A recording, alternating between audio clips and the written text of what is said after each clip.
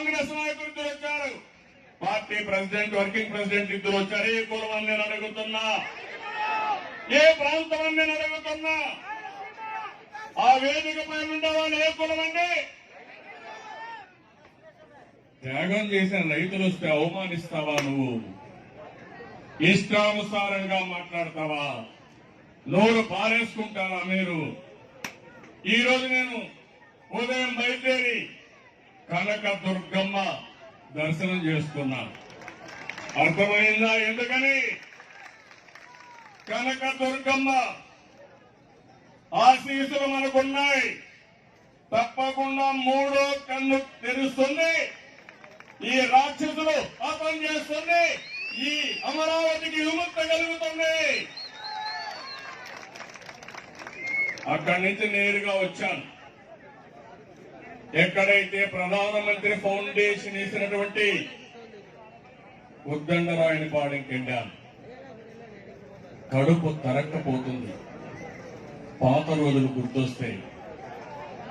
13,000 గ్రామాలు, 3,000 వార్డుల నుంచి అక్కడుండే అన్ని దేవుళ్లకు పూజలు చేసి పవిత్రమైన మట్టిని, పవిత్రమైన నీళ్లు తీసుకొచ్చాం. కనీసం 50,000 మంది దేవుళ్లు ఉంటారు. అందరూ ఆశీస్సులు అక్కడ ఉన్నాయి. నేను అడుగుతున్నా, దీనికంటే పవిత్రమైనటువంటి రాజధాని ఏమైనా ఉంటుందా తమ్ముళ్ళు? మీరే ఆలోచించుకున్న ఆడబిడ్డలు కోరుతున్నా.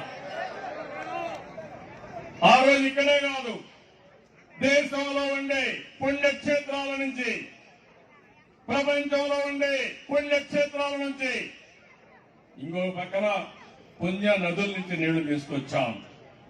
ఈ ప్రాంతాన్ని పునీతం చేశాం. సాక్షాత్ ప్రధానమంత్రి పార్లమెంట్ సాక్షిగా మట్టిని తీసుకొచ్చారు. పక్క నుండి యమునా నది నీటిని తీసుకొచ్చారు.